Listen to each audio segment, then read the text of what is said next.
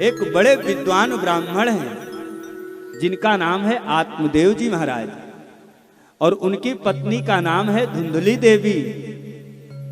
बहुत धन संपदा है आत्मदेव जी महाराज के पास में, बड़ा ऐश्वर्य है, समाज बड़ा सम्मान करता है। लेकिन आत्मदेव जी महाराज के पास में कोई संतान नहीं है। संतान ना होने के कारण आत्मदेव जी महाराज नित्य प्रति जो है संतान रूपी अग्नि में जलते रहते हैं कि मेरी देखभाल कौन करेगा, मेरी संपत्ति का उत्तराधिकारी कौन होगा। एक दिन ऐसा सोच सोच करके जो है आत्मदेव जी महाराज ने कहा ऐसे जीवन से अच्छा है मर जाएं।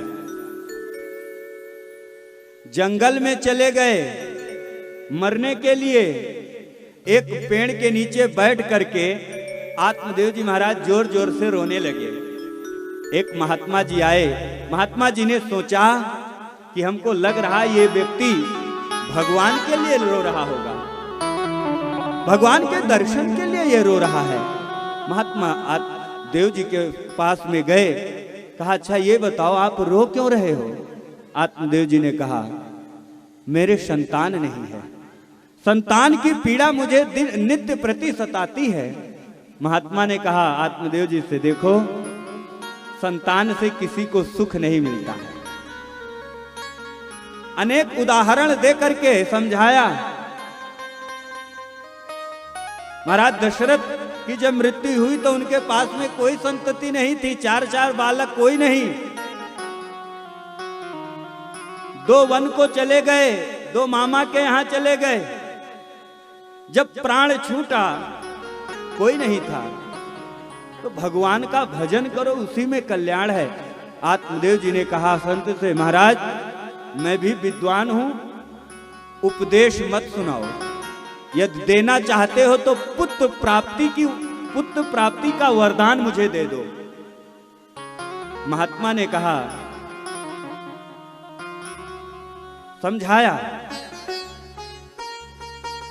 कहा पुत्र प्राप्ति, अरे परमात्मा को प्राप्त कर लो, उससे बड़ा धन और कुछ नहीं हो सकता।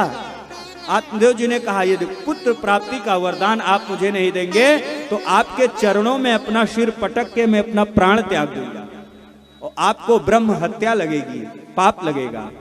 महात्मा ने सोचा ये तो बड़ा गड़बड़ हो गया। मैंने सोचा था कि कोई ये भगवान के लिए रो रहा होगा, आज लगता है मुझे ब्रह्म हत्या का दोष भी लगेगा। महात्मा ने कहा अच्छा ठीक है कोई बात नहीं। महात्मा ने एक फल दिया, कहा ले जाकर के अपनी पत्नी को खिला देना, और यदि परमात्मा की इच्छा भगवान की कृपा होगी आपके यहां सुंदर स्वरूपवान बालक जन्म लेगा। अब तो आत्मदेव जी महाराज चल दिए, नाचते हुए गाते हुए, लग रहा है कि जैसे इनके यहां बालक हो ही गया हो।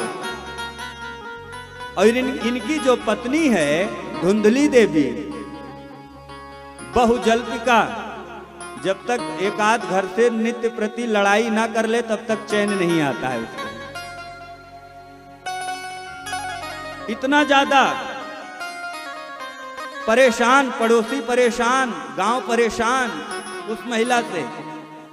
आत्मदेव जी महाराज भी परेशान थे। घर में केवल आज अकेली रह रही थी। आत्मदेव जी महाराज जैसे निकले जंगल से अपनी घर की ओर प्रस्थान किया, हाथ में जो संत ने फल दिया था उस फल को लेकर के जा ही रहे थे। धुंधली देवी ने देखा कि आज तो मेरे स्वामी जी आ रहे हैं, आज तो मेरे पतिदेव आ रहे हैं और बड़े प्रसन्न हैं, बड़े खुश हैं। धुंधली ने सोचा कि कोई महंगी साड़ी लेकर के आ रहे होंगे मेरे लिए, कोई गहना लेकर के आ रहे होंगे मेरे लिए। दरवाजे पे खड़ी हो गई, हाथ जोड़ करके बताइए महाराज क्या हाल चाल है, क्या लाए हैं मेरे लिए।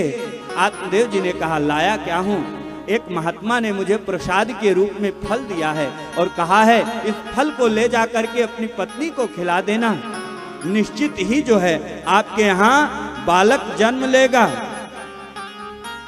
जैसे इतना सुना तो धुंधली देवी का मुख लटक गया, उदास हो गई कि मैंने सोचा क्या था और हो क्या गया। धुंधली ने फल को ले लिया, लेकिन फल को खाया नहीं। आत्मदेव जी महाराज बार बार पूछते हैं, देवी जी बताओ सब ठीक ठाक है? कहा हाँ सब ठीक है। फल ले जा करके कहा एक स्थान पे रख दिया। अब धुंधली परेशान है। धुंधली की सखियां आई, धुंधली को देखा, कहा बहन आप इतना परेशान क्यों हैं? आप बहुत व्याकुल नजर आ रही हैं। धुंधली ने कहा बहन क्या बताऊं, हमारे भोले भाले पतिदेव को किसी संत बैरागी महात्मा ने बहला दिया है कि ले जाकर के अपनी पत्नी को फल खिला दो और फल खिलाने से बालक उत्पन्न होगा। तो मुझे तो नहीं पता है कि कोई फल खाने से बालक होता है। तो सखियों ने कहा देवी फल ही तो दिया है, फल खा लो भगवान का नाम लेकर के, और यदि फल फायदा नहीं करेगा तो नुकसान भी नहीं करेगा। भगवान का प्रसाद समझ करके इसको आप खा लीजिए।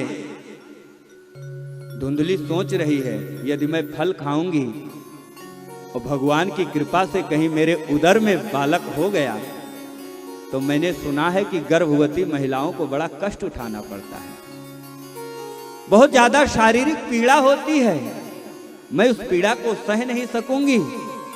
धुंधली कह रही है फल भक्षेण गर्भस्याद गर्भेणोदर वृद्धिता स्वल्प भक्षम ततो शक्ति गृह कार्यम कथम भवेत।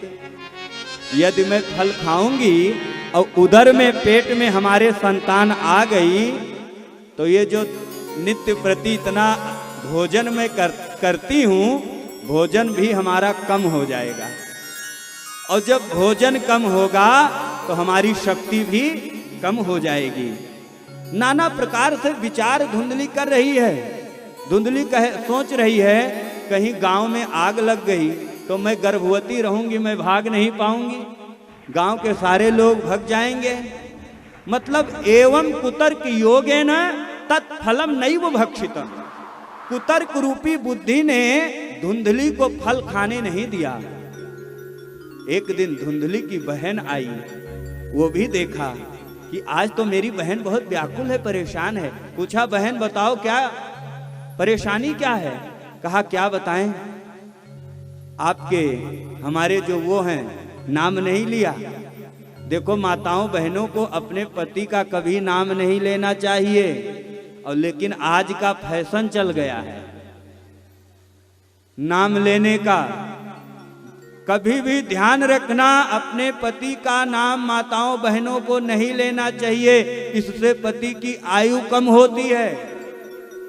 गांव में जब आप जाएंगे देखेंगे जल्दी कोई अपने पति का नाम नहीं लेता, यहां तक बड़े बेटे का भी नाम नहीं लेती। आज जो है धुंधली कह रही है, धुंधली भी मतलब इतना क्रूर बुद्धि होने के नाते कारण भी धुंधली अपने पति का नाम नहीं ले रही है। अपने बहन से कहा कि हमारे जो वो स्वामी जी हैं उनको किसी ने फल दिया है महात्मा ने, और कहा है कि बालक होगा, और फल मैंने खाया नहीं है। आत्मदेव जी महाराज के यहाँ एक गाय भी बंधी हुई है, कई वर्ष बीत गए उस गाय के भी कोई संतान नहीं हुई। धुंधली की बहन ने कहा देवी आपके घर में एक गाय बंधी हुई है, ये फल उस गाय को खिला दीजिए, और कुछ दिन बाद मैं गर्भवती हूँ, हमारे उदर से संतान उत्पत्ति होगी, मैं ला करके संतान आपको दे दूंगी, और आप जो है अपने पति को दिखा दीजिएगा कि देखो ये मेरे संतान हुई है। और रही बात संतान के सेवा कैसी हो, क्योंकि यदि माँ के गर्भ से बच्चा जन्म नहीं लेगा तो दूध कैसे पिलाएगी, वो दूध भी नहीं आएगा स्तन में। तो हमारे पतिदेव को कुछ पैसा दे देना, उसके बदले में मैं भी चली आऊंगी साथ में, और कुछ दिन तक मैं आपके पास रहूंगी, मेरा बच्चा होगा, आप खिलाना, आप दिखाना अपने पतिदेव को कि ये मेरा बच्चा है, मेरा बालक है, मैं इसको चुपके से दूध पिला दिया करूंगी, बालक अच्छे से बढ़ेगा पलेगा। आहा, धुंधली ने कहा वाह बहन हो तो तुम्हारी जैसी हो, 1 मिनट में हमारी शंका का आपने समाधान कर दिया। मैं कितने दिनों से परेशान थी। कुछ दिन बाद जो है धुंधली के बहन को संतान हुई। बहन ने ला करके धुंधली को दिया। फल उठा करके धुंधली ने गाय को खिला दिया था। उस गाय के भी सुंदर जो है कहा बालक उत्पन्न हुआ। और बालक जब उत्पन्न हुआ, गाय के पूरा शरीर तो मनुष्य का है और कान जो है गाय के समान है। दोनों बालक धीरे धीरे बड़े होने लगे। एक दिन नामकरण करने का समय आया। बच्चों का नामकरण संस्कार होता है। हमारे यहाँ शास्त्रों में 16 संस्कार बताए गए हैं। यहाँ तक गर्भाधान से लेकर के और अंत्येष्टि तक 16 प्रकार के संस्कार होते हैं। यहां तक ये भी बताया गया है किस मास में किस ऋतु में जो है कैसे समागम करना चाहिए तब संतान की उत्पत्ति हो। मकान हम लोग बनाते हैं ना, कितने दिनों से तैयारी करते हैं कि हमें मकान बनाना है। जब भी हम संतान उत्पत्ति करें तो उसकी भी हमें तैयारी करनी चाहिए, क्योंकि आपके यहाँ आपका कुल दीपक आने वाला है, कुल की रक्षा करने वाला आएगा आपके यहाँ, उसका भी हमें विचार करना चाहिए। आज दोनों बालक बड़े होने लगे। नामकरण का समय आया। आत्मदेव जी महाराज ने बड़े बड़े विद्वानों को बुलाया। बड़े बड़े महात्मा संत आए। सबको दान दिया गया, सबको दक्षिणा दिया गया। स्वस्ति वाचन का पाठ हुआ। आत्मदेव जी ने हाथ जोड़ करके ब्राह्मणों के सामने खड़े हो गए और कहा, महाराज ये दोनों बालक हमारे हैं, इनका आप नामकरण संस्कार करें। जो गाय के संतान उत्पन्न हुई थी उसका नाम गौकर्ण रखा। और जैसे धुंधली की बहन की जो संतान थी उसका नंबर आया नामकरण करने का। धुंधली जोर से खड़ी हो गई, कहा और अपने पतिदेव से कहा, स्वामी जी ठहरिए, मैंने बहुत तपस्या से संतान प्राप्त किया है, कितना मैंने कष्ट उठाया है, कितना मैंने दुख सहा है, तो इस अपने बच्चे का नामकरण मैं स्वयं करूंगी। आत्मदेव जी महाराज बहुत प्रसन्नचित्त हैं, खुश हैं। कहा, देवी आप ही नाम रखिए। तो कहा, धुंधली ने कहा, मेरा नाम धुंधली है तो मेरे बच्चे का नाम धुंधकारी होगा। कहा, दोनों बच्चों का नामकरण संस्कार हो गया। धीरे धीरे दोनों बच्चे बड़े होने लगे। और जब बड़े हुए तो गौकर्ण जी महाराज विद्वान हैं, पढ़ने के लिए बाहर जाते हैं। धुंधकारी जब बड़ा हुआ तो आत्मदेव जी महाराज को मारने लगा। एक दिन ऐसा समय आया कि इतना प्रताड़ित किया आत्मदेव जी महाराज को। आत्मदेव जी महाराज रो रहे हैं अपने घर में बैठ करके।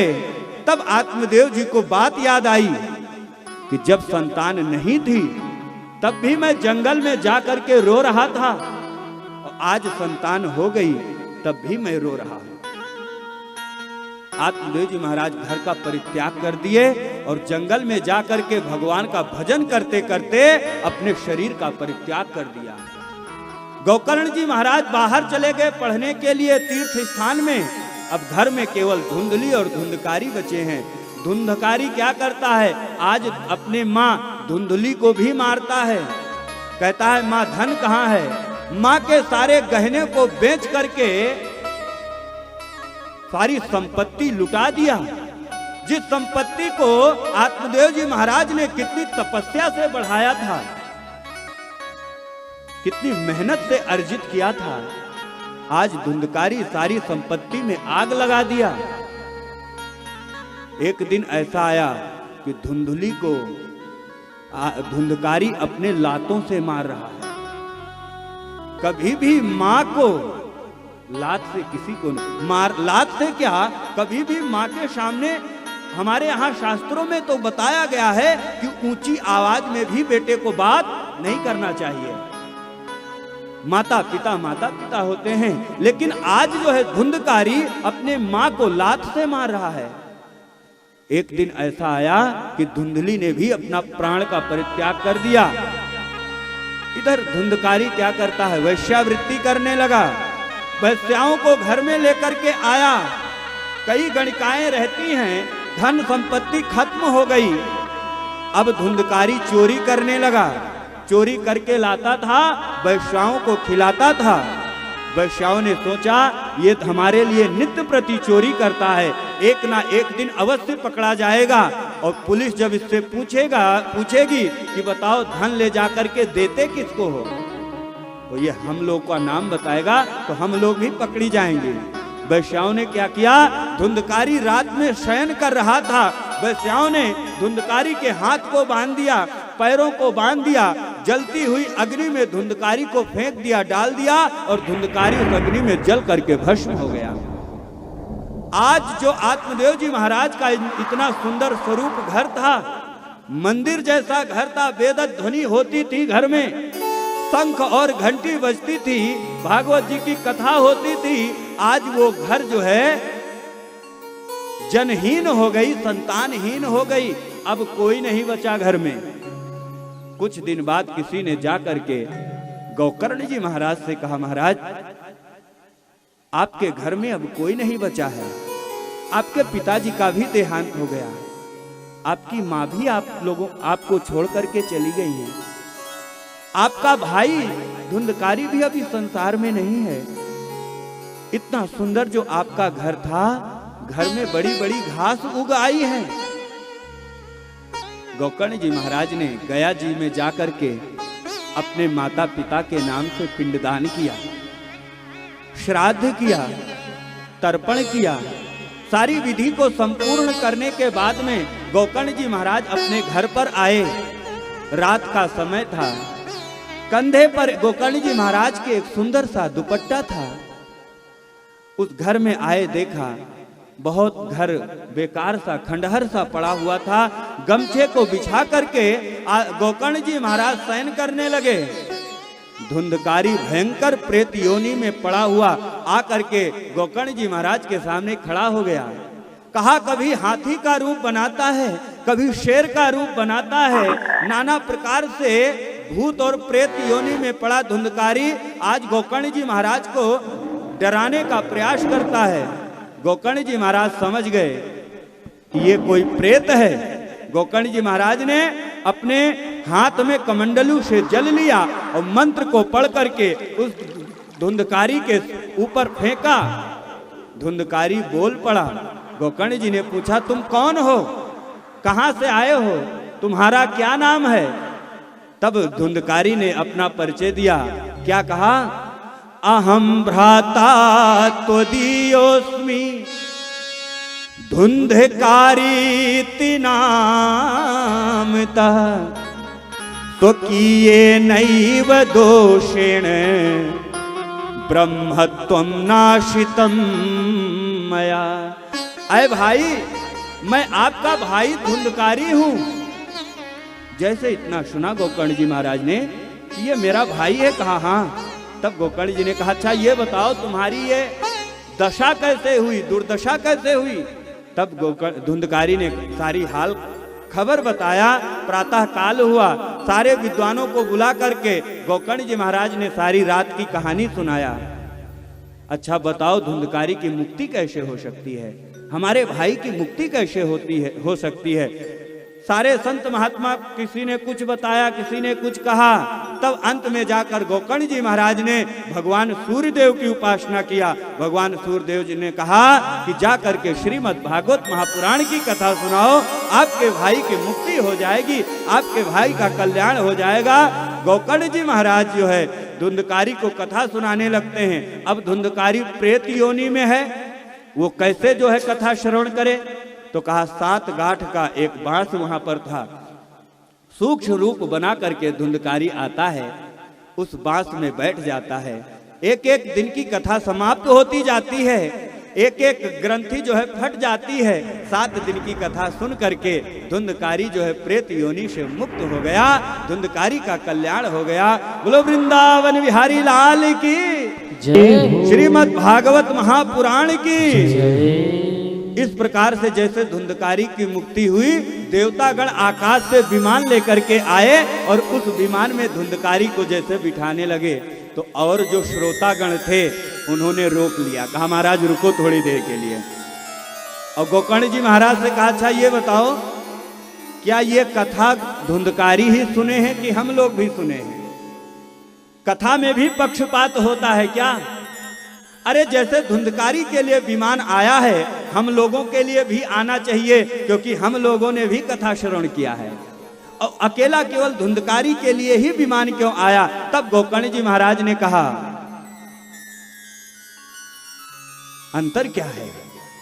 धुंधकारी ने कथा को श्रवण किया, कथा का चिंतन किया और कथा का मनन किया, लेकिन अन्य लोगों ने केवल सुना, इधर से सुना इधर निकाल दिया। दोबारा कथा हुई, श्रोता समुदाय एकत्रित हुए, कहा सबके लिए विमान आया, सबको मुक्ति मिल गई। बोलो वृंदावन बिहारी लाल की, श्रीमद् भागवत महापुराण की।